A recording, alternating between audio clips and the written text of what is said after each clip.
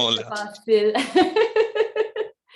Ben, merci beaucoup, William. Alors, bonjour tout le monde. C'est vraiment un grand privilège pour moi d'être avec vous ce matin. Mon nom est Geneviève Etier et je travaille pour l'ACFO SDG. Alors, ça fait un bon 2 mois que je suis officiellement avec l'ACFO, mais ça fait de très nombreuses années qu'on collabore sur différents projets ensemble. Et pour moi, c'est un plaisir d'être avec vous ce matin, surtout que je connais beaucoup de gens aussi qui sont autour de la table. On va dire la table, la grande table de Zoom. Et j'ai eu la chance dans le passé, entre autres avec l'Écho d'un peuple, de me promener un peu partout à travers l'Ontario. Alors, j'ai rencontré plusieurs personnes qui sont ici et plusieurs organismes aussi qui œuvrent auprès de la francophonie en Ontario. Alors, c'est vraiment un privilège de vous retrouver ce matin. On a hâte de se retrouver en personne. Alors, je me croise les doigts on se revoit très bientôt.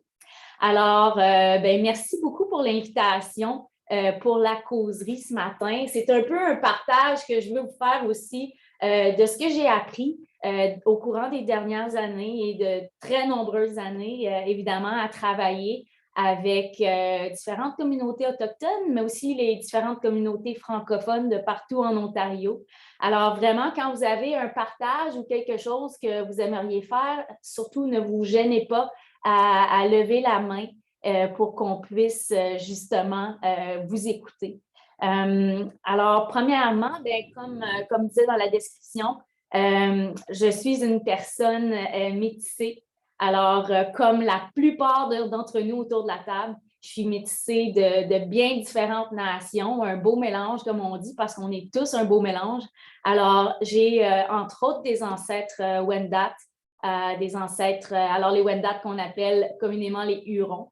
J'ai des ancêtres Anishinaabe, que souvent on appelle les Algonquins, des ancêtres écossais, irlandais, français, acadiens, alors, puis sûrement un paquet d'autres que je ne connais pas. Évidemment aussi, pour les personnes ici, peut-être qu'il y en a qui savent, qui sont métissés autochtones, puis peut-être qu'il y en a qui ne savent pas encore parce qu'il y a tellement d'informations qui ont été détruites, évidemment avec toutes les atrocités qui se sont passées, qu'on pense justement à la loi sur les Indiens, la loi indienne qui est toujours en vigueur, entre autres. Il y a beaucoup de choses, beaucoup d'informations qui ont été détruites dans le passé. Alors, c'est difficile parfois de retrouver nos racines autochtones. J'ai une amie, entre autres, qui est une artiste que vous avez peut-être déjà vu ses œuvres. Elle s'appelle Nathalie Coutou. Elle est artiste peintre et elle a dû aller en France pour aller fouiller dans les archives pour venir à bout de retrouver toutes les informations sur ses racines algonquines. Alors, parfois, c'est très difficile à retrouver, beaucoup de documents qui ont été brûlés ou détruits. Alors, ça ne veut pas dire que vous n'avez pas de sang autochtone. Et aussi, il ne faut pas oublier que des indigènes, il y en avait partout à travers le monde. Alors, on est tous descendants de personnes indigènes, c'est certain. Alors, on est tous frères et sœurs. J'ai un aîné avec qui je travaille beaucoup. Si vous avez la chance d'aller voir justement tout ce qu'il fait, c'est Dominic Rankin, qui était un chef héréditaire algonquin. Il est un Abitibi-Winni et il a un organisme qui s'appelle Kinawat. Je vous invite grandement à tout le monde qui veut justement œuvrer vers le chemin des vérités et des réconciliations, d'aller voir ce que l'organisme Kinawat a à offrir. Et seulement pour que vous sachiez, Kinawat s'écrit K-I-N-A et c'est un 8 au lieu d'un W, A-T. Alors, organisme Kinawat, il y a plein d'activités et plein de retraites qui sont organisées avec des Autochtones pour pouvoir justement marcher main dans la main vers le chemin des vérités et des réconciliations. Alors, comme dit un jeune homme, Wendat, que j'ai rencontré, même si tu as juste une goutte de sang dans tout ton corps qui est autochtone, l'important, c'est savoir qu'est-ce que tu vas faire avec. Est-ce que tu vas décider de continuer à découvrir tes racines à travailler tout ce côté-là, à découvrir ta culture, ou tu vas juste décider de l'oublier puis de faire comme si elle n'existait pas. Il y a beaucoup de chicanes politiques qui se passent en ce moment, puis je ne vais pas rentrer là-dedans, évidemment, mais je peux vous dire que la majorité des gens, puis je pense beaucoup aux organismes qui sont autour de la table en ce moment, marchent beaucoup sur des écailles d'œufs en ce moment. C'est la guerre de l'appropriation.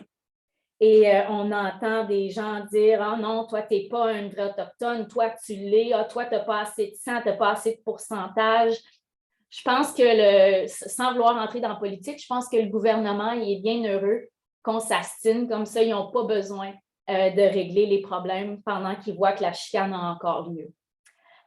C'est important vraiment de reconnaître les personnes qui disent qu'ils sont autochtones, pas nécessairement juste par rapport justement au pourcentage sanguin, mais avec tous les partages qu'ils sont prêts à offrir et toutes les expériences aussi qu'ils veulent partager avec tout le monde et les communautés. Comme je pense entre autres à un bon ami que peut-être plusieurs d'entre vous connaissez, qui est l'artiste Michel Paiement, qui est comme un frère pour moi. Michel a été adopté quand il était tout petit et ses parents, justement, ses parents adoptifs, sa mère, elle écrit des plaines. Alors pour lui, il est métis. Pour lui, il écrit des plaines. Pour lui, il a la vision, il vit la culture comme sa mère lui avait appris. Alors, ne sachant pas, lui, justement, que c'est tous les différents pourcentages des différentes nations qu'il y a dans son sang, pour lui, il se définit autochtone, il se définit métis, il se définit français, franco-ontarien, parce que dans la vie, on peut être plus qu'une chose. Il ne faut pas se bloquer avec seulement un chapeau, on est plus que ça dans la vie. Il faut juste s'enrichir puis prendre tout ce qu'il y a de beau, justement, qu'on peut offrir à tout le monde. Je vois des beaux messages, justement. J'essaie de les lire. Merci, Diane. Oui, je suis très heureuse d'être avec l'ACFO. Moi aussi, Diane, qui était notre présidente et jusqu'à tout récemment et qui est toujours avec nous et qui continue à œuvrer. La même goutte de sang peut aussi s'appliquer pour les Noirs si on veut voir ça du côté positif et non pour la ségrégation comme utilisée par la suprématie. Exactement, oui, tellement bien dit. Qui s'appelle Salt Baby. Cela me rappelle le sujet d'une excellente pièce de théâtre qui s'appelle Salt Baby et aborde ce sujet de l'identité et de la connexion avec son héritage autochtone. Si elle passe par chez vous, je la conseille vivement. Merci beaucoup pour ce partage-là.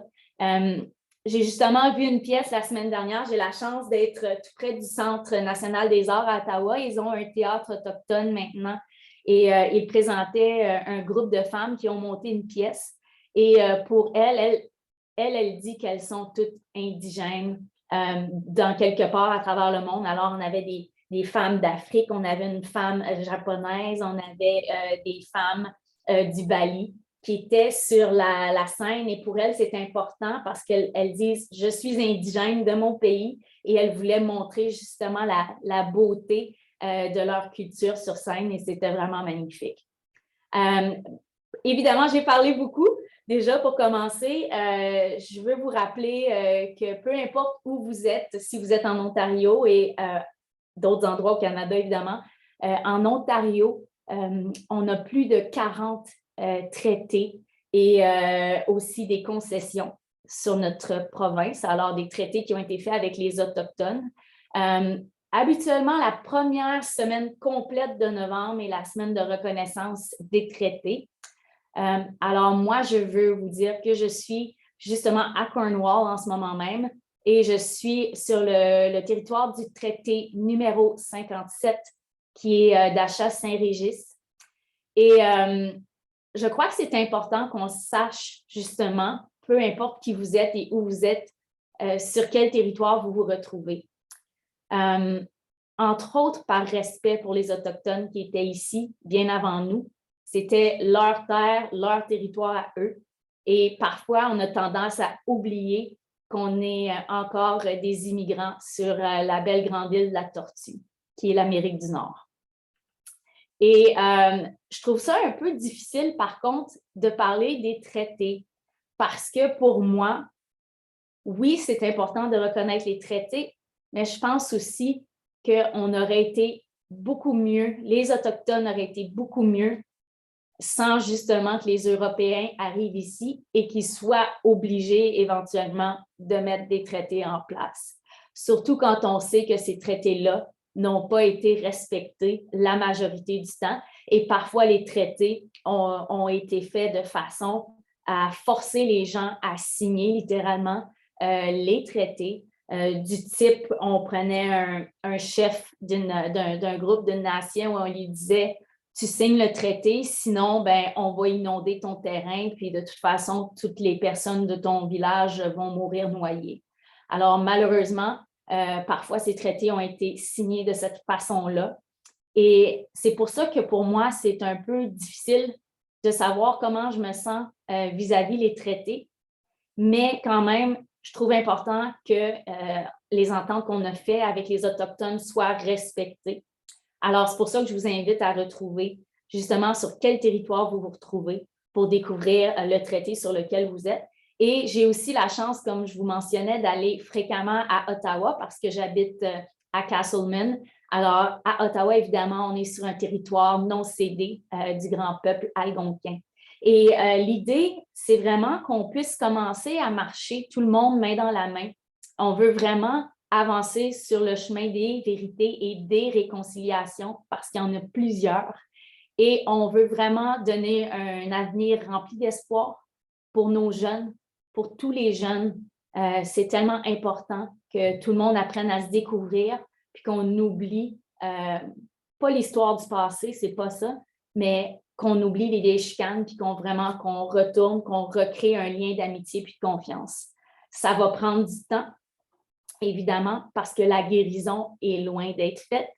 Malheureusement, beaucoup de gens disent trop fréquemment ben c'est de la vieille histoire, pourquoi on est encore pris avec ça, puis get over it. Je ne sais pas combien de fois j'ai entendu des gens dire OK, ben là, les Autochtones, ça suffit, get over it, là, c'est fini. Ça ne se passe pas comme ça. Premièrement, de vivre sur une communauté ou à l'extérieur d'une communauté, c'est très différent. Déjà, il va falloir, c'est une petite chose que je vais vous expliquer aujourd'hui. Il y a des communautés, justement, si on regarde les communautés qui sont dans le nord de l'Ontario, souvent, c'est des communautés où tu n'as même pas encore accès à l'eau potable, que c'est super difficile d'avoir de la nourriture. Alors, pense pas d'avoir de l'Internet non plus. Les moyens de communication hyper limités avec l'extérieur. Si tu veux t'en aller en ville, c'est pratiquement impossible parce que bien souvent, il n'y a pas de chemin, alors ils doivent prendre des avions, un avion.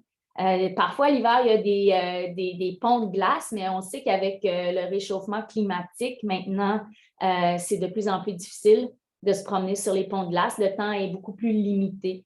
Alors, il y a beaucoup de réalités au niveau des communautés que les gens ne sont pas au courant. On pense que le Canada est un beau grand pays de terre d'accueil où tout va bien, où la paix règne, où tout le monde a le droit à l'éducation, où tout le monde a le droit d'avoir de la nourriture, mais ce n'est pas le cas encore. Malheureusement, on voit encore trop souvent juste qu'est-ce que le gouvernement veut qu'on voit aux nouvelles.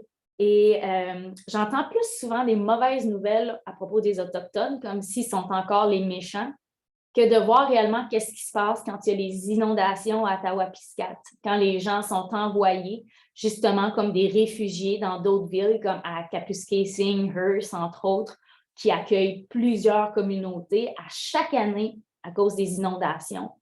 Ça, on en entend moins parler. Puis, on a aussi besoin d'un petit guide de comment fonctionner, mode d'emploi 101. Alors, déjà là, ça nous aiderait parce qu'il faut se rappeler que les cultures sont différentes.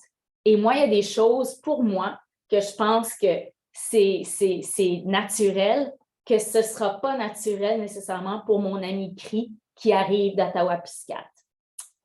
Parlant d'Attawapiskat et Kashechewan aussi, qui sont deux communautés du Grand Nord de l'Ontario, faut se rappeler que ces communautés-là, c'est pire que le tiers-monde. souvent, on va parler du tiers-monde, puis souvent avec les élèves, parce que j'ai la chance de communiquer aussi beaucoup avec des élèves des écoles secondaires et élémentaires. Eux autres, pour eux, le tiers-monde, c'est « Oh, je vais aller aider pour construire une maison en République dominicaine. » Puis, je ne veux pas rabaisser du tout maladroitement ce qui se passe dans les autres pays. Ce n'est pas ça que je veux éclaircir. Mais on a le quart-monde ici, en Ontario. Alors, c'est important de comprendre qu'est-ce qui se passe. Parce qu'eux, en plus, dans le Grand Nord, en plus de ne pas avoir d'électricité souvent, en plus d'avoir des maisons qui tombent en lambeaux parce qu'il y a des inondations à chaque année, mais que le gouvernement ne va pas venir réparer les maisons après une inondation. En plus du fait que leur territoire est hyper pollué, il y a le grand froid. Il y a le grand froid qui se passe quand tu n'as pas d'électricité. On ne peut même pas s'imaginer à quel point ça doit être froid. Moi, je suis allée à Hearst à un moment donné l'hiver et je gelais, alors je ne peux pas m'imaginer qu'est-ce que c'est autant de kilomètres plus au nord de Hearst, comment froid que ça doit être. Surtout quand ta maison est en train de tomber et que tu as de la moisissure partout, que tu n'as pas non plus le Walmart à côté.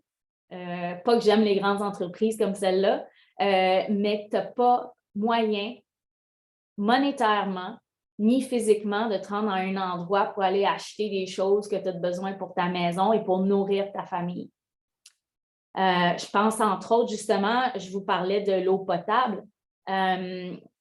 Au niveau de l'eau potable, il y a des communautés qui sont à environ 1 heure de Toronto, qui est la plus grande ville de l'Ontario, qui n'ont pas d'eau potable. À seulement 1 heure de Toronto, comment ça se fait que l'eau potable n'est pas rendue là, mais qu'on est capable d'envoyer des satellites faire le tour de la Terre puis aller sur Mars? Il y a des communautés dans le Grand Nord où il y a des barrages hydroélectriques qui ont été placés sur leur territoire, mais qui n'ont pas d'électricité. Alors, on se permet de vendre l'électricité plus bas à nos voisins du Sud, mais on n'est pas capable de fournir l'électricité à ces gens-là qui sont sur les communautés du Grand Nord. J'ai une amie qui avait reçu un emploi de chef cuisinière pour une mine dans le Grand Nord. Et elle me disait qu'elle avait été tellement surprise parce que, premièrement, c'était très difficile d'avoir des aliments. Il y a pas mal juste les gens qui étaient des travailleurs d'ici qui avaient un emploi à court terme dans le Grand Nord. Il y a pas mal juste eux qui réussissaient à avoir de la nourriture, de l'épicerie, puis qui étaient capables de l'acheter aussi. Alors, sur la communauté où elle habitait, il n'y avait pas d'eau potable. Et ils devaient acheter, évidemment, des bouteilles d'eau pour pouvoir boire de l'eau. Et ici, une caisse de 24 bouteilles d'eau, si je vais ici à Cornwall, ben, peut-être que je vais la payer 4-5 $. Mais là-bas, pour 24 bouteilles d'eau, c'était 102 $. 102 $ quand les gens qui sont là-bas ne sont pas capables, premièrement, d'acheter ça. C'est impossible.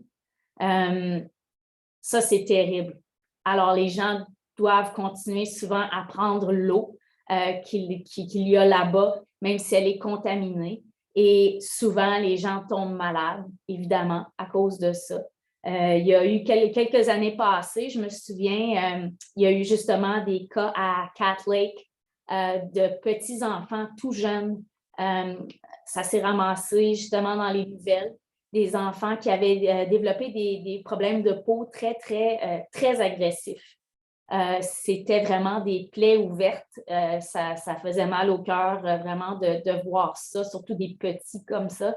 Le gouvernement s'est dépêché à envoyer des infirmières et des médecins sur place. Et ils nous ont dit, quelques semaines plus tard, inquiétez-vous pas, finalement, c'est des cas d'eczéma. Mais moi, je peux vous dire que mon petit garçon, il a des problèmes d'eczéma très sévères et c'était bien loin de ressembler à ce que l'on voyait à l'écran. Alors, la pollution affecte énormément les gens dans ces différentes communautés-là. Alors, quand ces gens-là sont rapatriés parce qu'il y a des inondations et qu'on les apporte justement dans des endroits comme, entre autres, à Kapuskasing, Hearst, tout ce coin-là, souvent ces gens-là arrivent puis ils n'ont même pas de valise avec eux.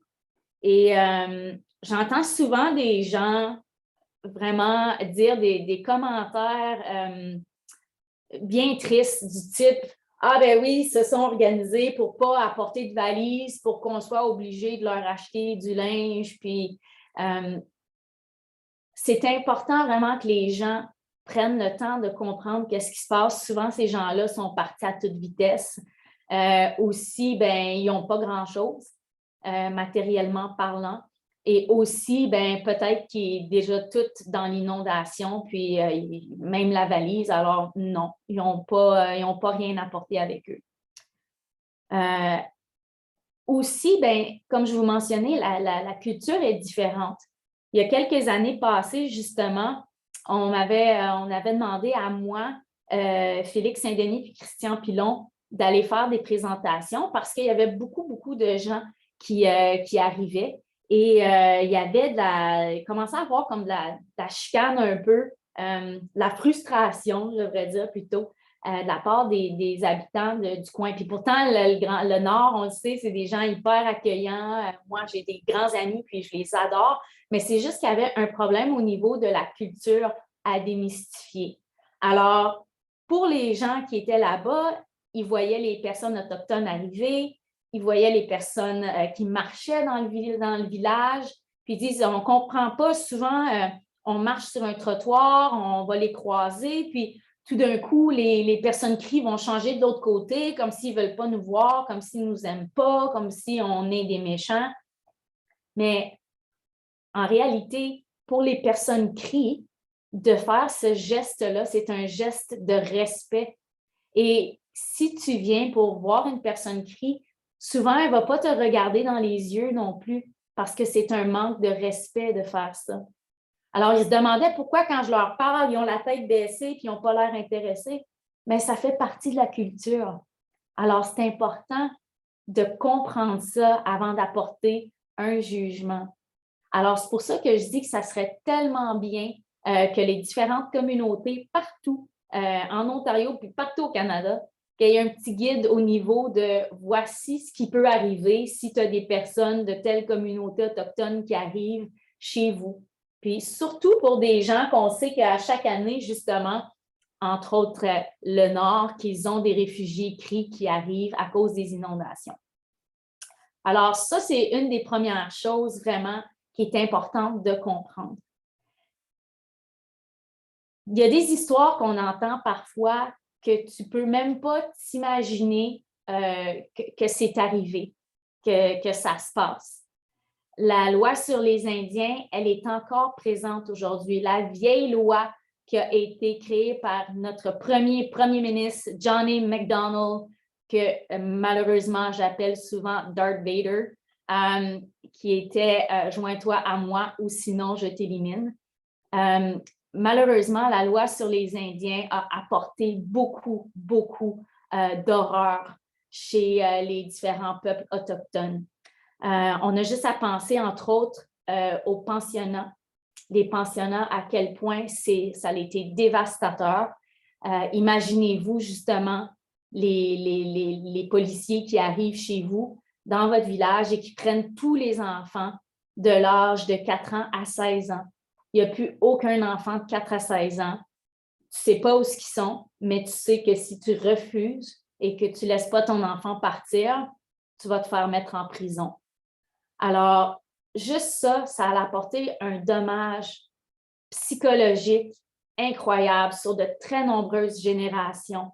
Et quand on réalise que le dernier pensionnat autochtone pour les Premières Nations et pour les Métis a été fermé en 1996 et le dernier pensionnat pour les Inuits, parce qu'eux aussi ont eu ça, a fermé en 1999. Alors, c'est extrêmement récent. Dans les dernières années des pensionnats, il n'y avait pas il n'y avait pas les sévices de violence physique comme on a connu dans le passé, mais il y avait quand même toute cette mentalité-là de sauver les Autochtones parce que c'était ça l'idée initiale, de sauver les Autochtones parce que c'était des sauvages, mais aussi pour leur apprendre c'était quoi la catholicité, entre autres, et on voulait les assimiler, on voulait détruire l'Indien au cœur de l'enfant. On voulait que l'enfant indien ne veuille plus être un enfant indien, mais qu'il devienne un bon petit enfant, puis je mets en guillemets blanc, mais européen, avec les idées de colonisation qui sont venues avec tous ces gens-là haut placés qui se sont occupés, entre autres, des pensionnats. Alors, évidemment, quand j'utilise le terme indien, vous comprendrez que j'utilise le terme de l'époque. Alors, c'est pour ça que souvent, quand vous allez m'entendre dire indien, je me réfère plus au passé qu'au présent. Là, je vois qu'il y a beaucoup de commentaires, puis évidemment, c'était quand même une discussion qu'on veut avoir. Alors, je veux vraiment prendre le temps qu'on puisse lire les Et messages. je laisse le droit d'ouvrir les micros si jamais quelqu'un veut le faire. Oui, absolument. Oui. Alors, là, je remonte à... Oh, il y a beaucoup de messages. Je suis heureuse que les gens, justement, comme Nicole Fortier, justement, qui nous parle de ces différentes racines, c'est super. Puis les gens qui pensent qu'ils sont d'une pure, ils vont avoir des petites surprises parce que quand tu fais tes tests d'ADN, tu te rends compte que non, tu n'es pas pur. Juste de penser que dans la première vraie famille canadienne-française qu'il y avait en Nouvelle-France, la fille de Louis Hébert et Marie Rollet, qui sont entre autres mes ancêtres aussi. Alors, leur fille Guillemette, qui avait la première vraie famille canadienne-française en Nouvelle-France, ils ont adopté déjà un jeune homme qui avait été pris comme esclave par les frères Kirk sur leur navire. Et quand les frères Kirk sont arrivés ici, ils ne savaient pas trop quoi faire avec lui. Fait qu'ils ont demandé à la famille Couillard, Guillemette, si elle voulait s'en occuper. Et ils l'ont pris dans la famille.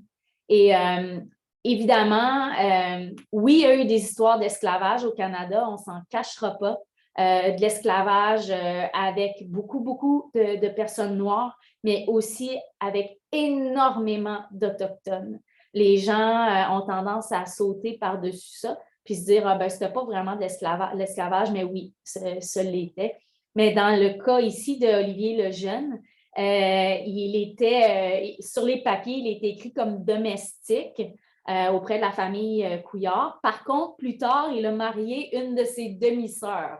Alors, on s'entend que, bon, premièrement, il n'y avait pas tant de monde que ça, mais deuxièmement, s'il avait été vraiment comme traité comme un esclave, il n'aurait pas été en mesure de marier sa demi-sœur. Alors, on s'entend que déjà, dans la première vraie famille canadienne-française en Nouvelle-France, il y avait déjà de la diversité culturelle. Alors, c'est magnifique. Il y a aussi un petit peu plus tard d'autres familles qui ont adopté des jeunes enfants autochtones qui étaient, entre autres, orphelins et c'est devenu vraiment, c'était des membres de la famille. Alors, nos premières familles canadiennes-françaises étaient beaucoup plus mélangées qu'on le pense. Les gens qui pensent qu'ils sont purs, allez faire vos devoirs, vous allez vous rendre compte que ce n'est pas le cas. Et j'adore voir les émissions justement où les gens découvrent leur ADN et sont comme « Oh mon Dieu, je ne me serais jamais douté à ça », surtout quand c'est des gens qui sont très... je veux dire, presque racistes et qui se rendent compte tout d'un coup que, oh, j'ai du sang de telle autre nation que je n'acceptais pas, ça fait partie de mon ADN. Alors, je trouve ça fantastique de voir ça.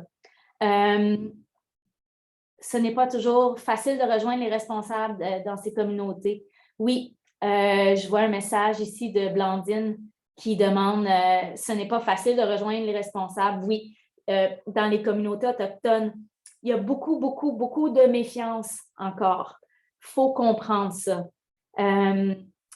pour eux, quand tu viens et tu leur fais des demandes, c'est parce que tu veux quelque chose de eux encore.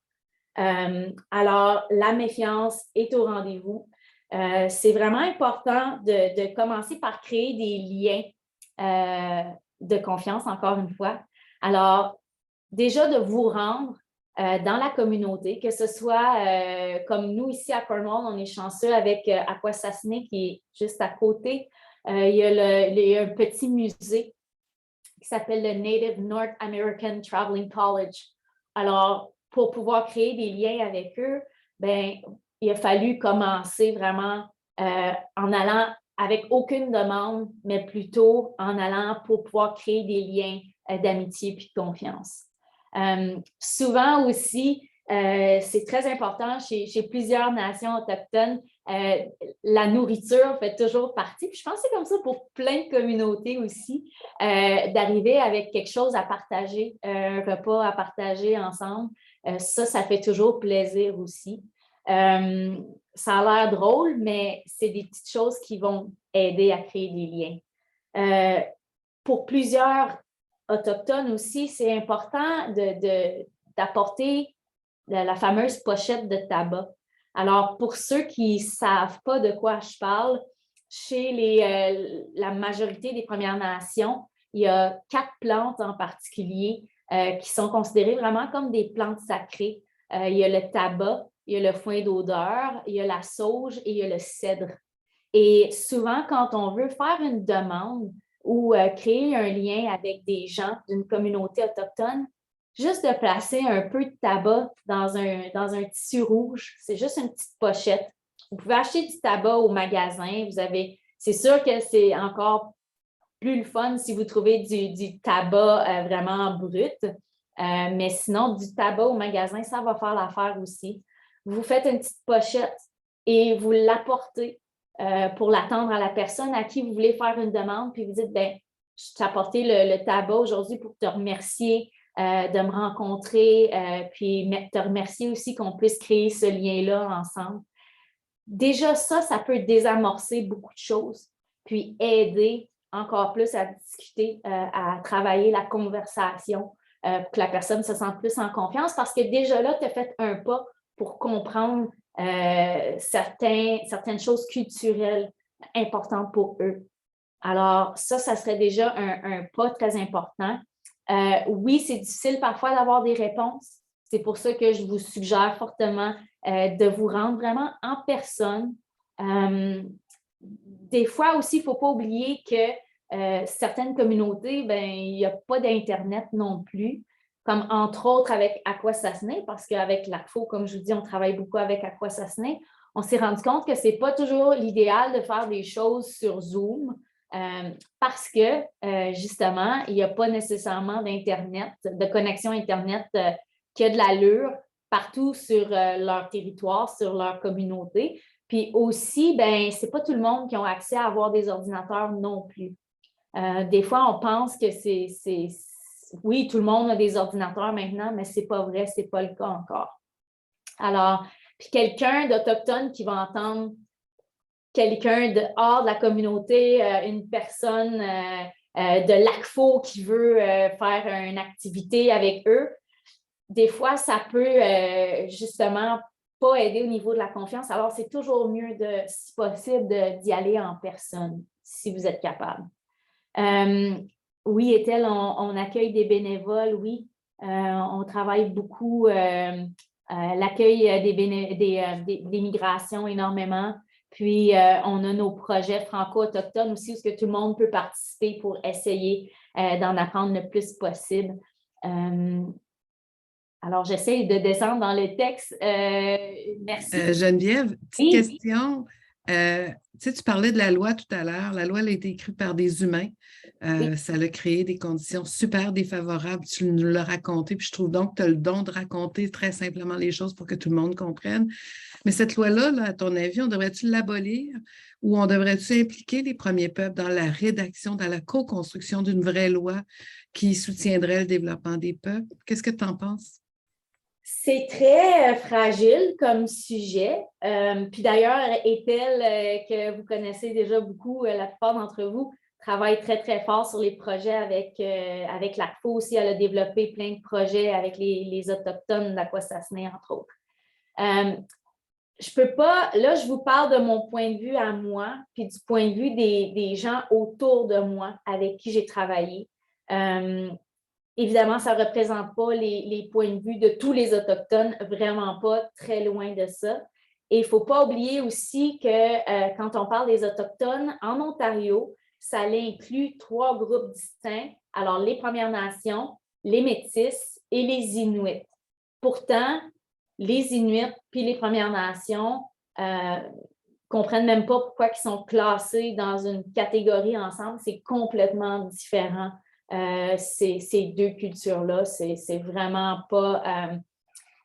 les gens ne connaissent pas beaucoup. C'est très mystérieux aussi, la culture inuite. On en entend moins parler aussi, mais c'est vraiment complètement différent les 2.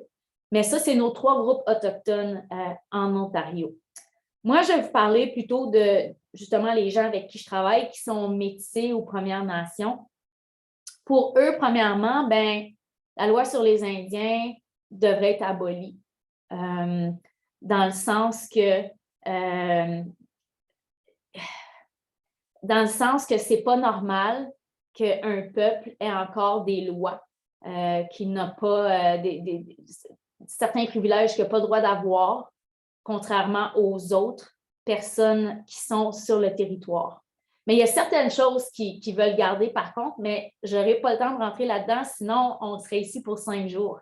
Par contre, il faut penser qu'il y a des lois qui ont été créées en même temps que la loi sur les Indiens qui n'ont aucun bon sens.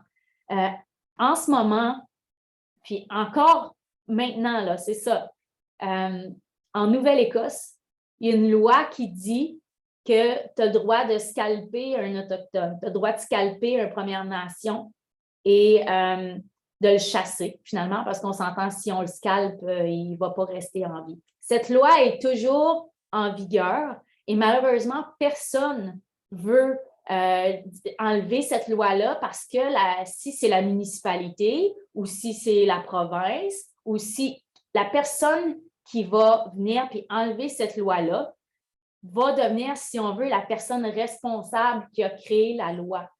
Et personne ne veut se mouiller les mains à dire, OK, nous, on va l'enlever, cette loi-là, parce que, justement, ils ne veulent pas avoir tous les, si on veut, toutes les répercussions qui vont venir avec cette loi-là. Alors, il y a plein de lois comme ça, bizarres, qu'évidemment, on s'entend qu'il n'y a pas personne qui va aller scalper un Autochtone en disant que ça, c'est la loi et que j'ai le droit en Nouvelle-Écosse. Mais il y a des choses comme ça de la loi qui en découlent, qui sont encore là, que ça n'a aucun bon sens que ce soit encore là. Entre autres, j'ai des amis qui habitent à Garden Village, tout près de Sturgeon Falls, qui est une communauté ojibwé. Alors, à chaque année, ils ont droit à leur dot ou leur rente, si on veut, du gouvernement pour leur donner ce qui a été entendu il y a 150 ans, plus que ça, passé. Et à chaque année, il y a des policiers qui arrivent avec leur fameux 2 $ et qui en distribuent un à chaque personne pour les remercier de justement partager leur territoire. Alors, évidemment, ces coûts-là n'ont pas été mis à jour non plus. La majorité des Autochtones que je connais se font le devoir d'aller chercher ce 2 $ juste pour prouver vous êtes encore sur mon territoire. Alors, juste pour montrer, oui, je vais encore prendre votre 2 $, même si ça m'a coûté plus d'essence, me rendre ici puis venir le chercher que de ce que je vais gagner finalement. Puis, de penser aussi qu'on mobilise des policiers à grand prix pour aller distribuer des 2 $ parce que ça, c'est la dot qu'on avait entendue sur le traité il y a de nombreuses années passées et que ces montants-là n'ont pas été mis à jour du tout. Alors, ça, c'est vraiment des choses qui doivent être changées. Aussi, du fait, si on pense à l'électricité, à l'eau potable, ça, les communautés le réclament, puis il n'y en a pas. Même Justin Trudeau avait dit avant qu'il soit élu, puis là, je ne rentre pas dans la politique, mais il avait dit que c'était un problème sur lequel il voulait s'attaquer. Et malheureusement, ce n'est pas encore fait. Il y a encore tellement de communautés sans eau potable. Alors, il y a beaucoup de choses sur la loi qui doivent être travaillées absolument. Puis la loi servait vraiment à les garder comme si on était leurs gardiens et qu'eux, c'était comme des enfants qui ne savaient pas prendre soin d'eux autres mêmes. Mais pourtant, ils avaient toujours été ici, eux autres, sur l'île de la Grande Tortue. Ils avaient toujours pris soin d'eux. Ils savaient quoi faire pour eux. Alors, il n'y avait certainement pas besoin de nous qui arrivent et qui leur montrent qu'est-ce qu'ils doivent faire, comment ils doivent penser, comment ils doivent s'habiller, qu'est-ce qu'ils doivent croire. C'était pas à nous à faire ça. Alors, évidemment, il y a beaucoup, beaucoup de choses qui doivent être travaillées sur la loi indienne, ça c'est clair. Puis, encore juste de penser que c'est un peuple qui, après un certain pourcentage de 100, si on va dire que tu es deuxième génération ou troisième génération, que tu perds ton statut autochtone, ton statut Première Nation, parce que le gouvernement a décidé que tu n'es plus assez pur pour être Première Nation. C'est terrible de penser ça. C'est le seul peuple où il doit avoir un permis, un quota de sang prouvé pour pouvoir garder leur statut de Première Nation. Puis quand on parle du statut de Première Nation, il y a beaucoup de gens qui pensent que c'est juste des privilèges, ils peuvent avoir l'école gratuite, puis tout ça. Ce n'est pas le cas. D'une communauté à l'autre, la façon de faire change. Ça dépend vraiment du conseil de bande, qui est un peu comme si on veut le maire et les adjoints du maire qui prennent les décisions. Et n'oubliez pas aussi que le chef qui est choisi pour le conseil de bande, qui devrait être choisi de façon démocratique, ne l'est pas parce que le gouvernement doit approuver le chef qui a été élu. Alors, souvent, on entend « tel chef, il a fait telle chose, tel gamique, il a pris de l'argent, puis tout ça », mais en même temps, ce n'est pas nécessairement démocratique parce que ce n'est pas nécessairement le peuple qui a choisi le chef du conseil de bande. Alors, le conseil de bande peut décider, nous, l'argent qu'on a, on va la distribuer pour que les jeunes puissent aller à l'école gratuitement. Mais ce n'est pas comme ça dans chaque communauté, loin de là. Moi, quand j'étais jeune, pendant très longtemps, on a eu la chance, chez moi à la maison, on accueillait des jeunes femmes CRI du nord du Québec qui venaient habiter chez nous pour pouvoir poursuivre leur école post-secondaire. Mais elles étaient chanceuses justement parce que leur communauté, le conseil de bande avait décidé d'aider. Mais ce n'est pas comme ça partout. Alors, c'est pour ça que c'est très difficile pour plusieurs jeunes de différentes communautés de pouvoir aller à l'école. Parce que surtout quand tu dois même prendre l'avion pour te rendre à l'endroit que tu dois aller à l'école, il n'y a pas nécessairement les fonds pour ça. Puis, je pense aussi à toute la peur, parce que ce n'est pas juste une question d'argent, mais c'est aussi une question de changement culturel, d'aller dans une nouvelle communauté où tu ne connais pas personne ou qu'il n'y a pas personne qui va parler en cri, à part peut-être quelques amis que tu vas retrouver rendus là-bas. C'est de penser aussi, si on pense aux Inuits, entre autres, c'est de partir du Grand Nord où ils ont des journées soit que c'est toujours la nuit, toujours le jour, pratiquement, où ce qui fait plus froid, d'arriver dans une ville où c'est beaucoup plus chaotique et où les règles sont complètement différentes. Souvent, chez les Inuits, tu vas les voir dans un parc à 10 heures le soir avec leurs enfants parce que pour eux, là, il fait encore clair, c'est comme en plein jour, puis la vie est complètement différente. Mais quand les Inuits y arrivent, parce qu'on sait que la plus grande concentration d'Inuits hors Grand Nord, elle est à Vanier, juste à côté d'Ottawa. Et on a justement 3 organismes Inuits pour aider ces gens-là qui arrivent à s'adapter. Alors, souvent, quand les gens voient des Inuits à 10 heures le soir avec leurs enfants au parc, ils vont tout de suite passer des jugements de « Oh mon Dieu, ça n'a pas d'allure, qu'est-ce qu'ils font là? » Mais pour eux, c'est comme, c'est parce que c'est comme ça que ça fonctionne chez nous, on fait ça. Alors, il y a beaucoup de jugements que les gens ont qui ne réalisent pas que, parce que c'est complètement différent, c'est quasiment comme, penser au film Avatar, tu t'en vas complètement dans une culture différente de la tienne, il faut que tu comprennes. Alors, le jugement, il faut le laisser de côté à ce moment-là pour pouvoir créer des vrais liens d'amitié, des liens de confiance avec ces gens des différentes communautés. Alors, déjà là, ça, c'est vraiment un point de départ pour pouvoir créer des liens.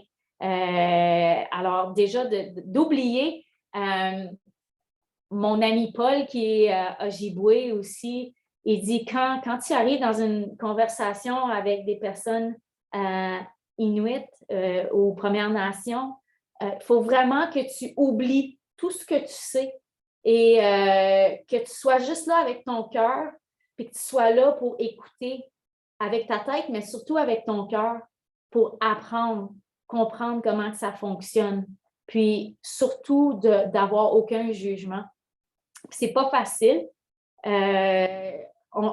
Justement, mon ami Paul dit toujours que le plus grand voyage qu'un humain peut faire, c'est de partir de la tête puis de se rendre au cœur.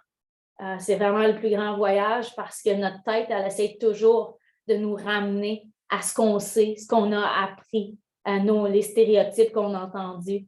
Mais de réussir à tout oublier ça puis de juste le vivre d'ici, c'est le plus grand voyage qu'un humain peut faire.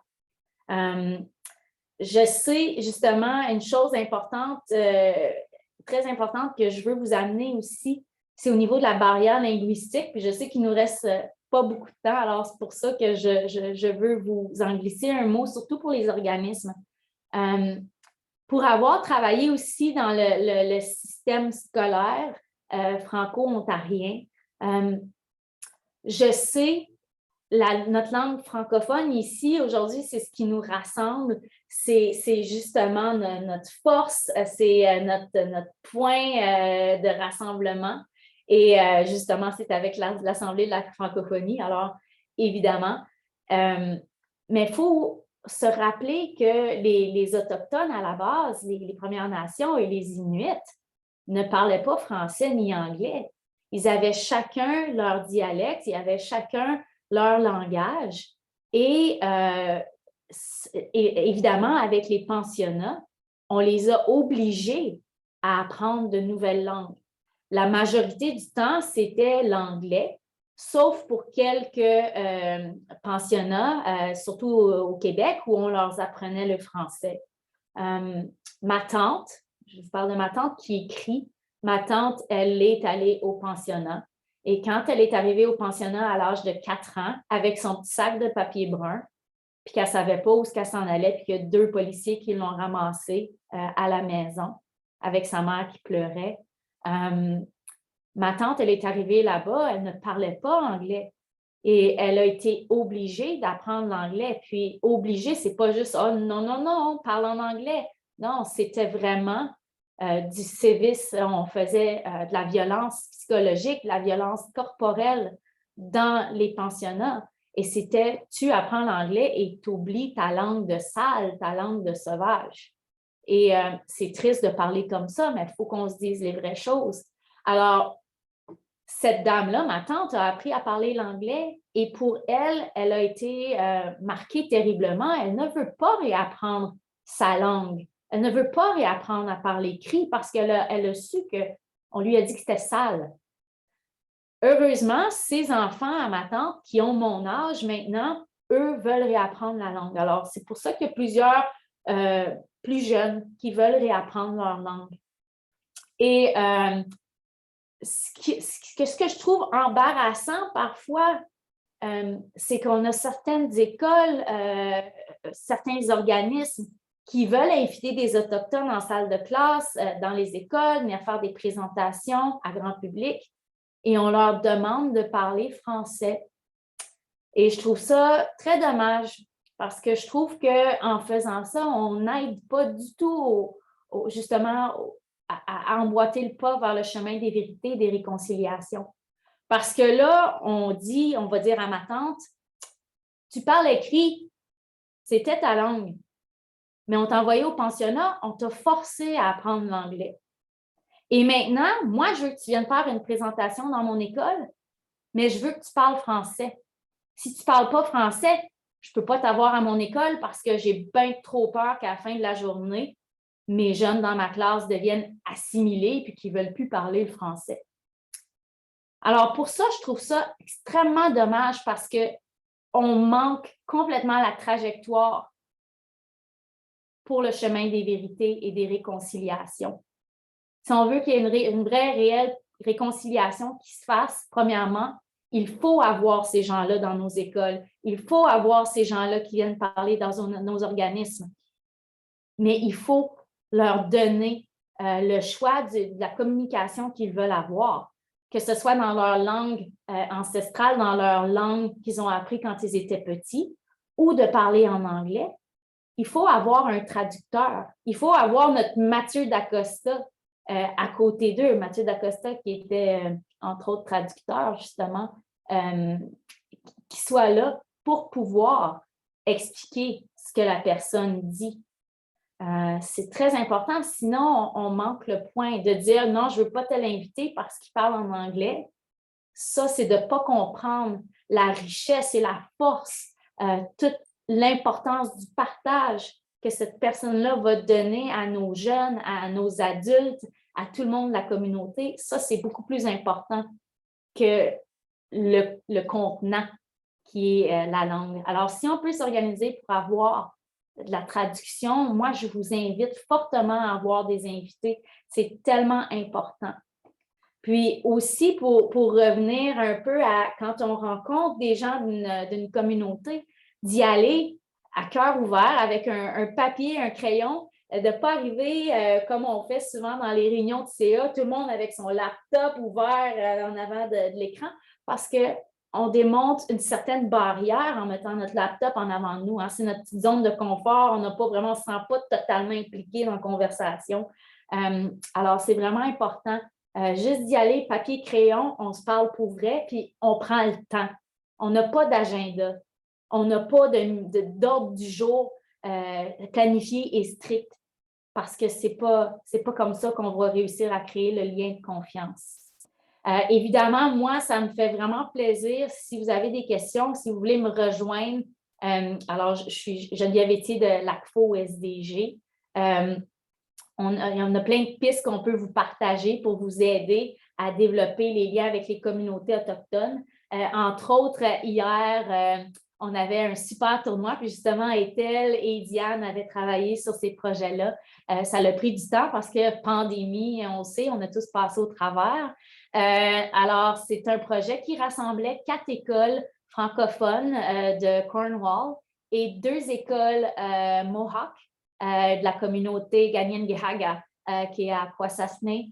Et on a fait ce tournoi-là. Les élèves ont reçu tout l'équipement à l'ACFO. Grâce à nos bailleurs de fonds, on a pu acheter de l'équipement pour ces 6 écoles-là. Puis on sait que pour les Mohawks, c'est très important. La crosse, c'est notre sport national au Canada. Alors, arrêtons de penser que c'est le hockey. C'est l'ancêtre du hockey, si on veut. Et c'est le sport du créateur. Les Mohawks vont toujours rappeler que c'est le jeu du créateur, la crosse.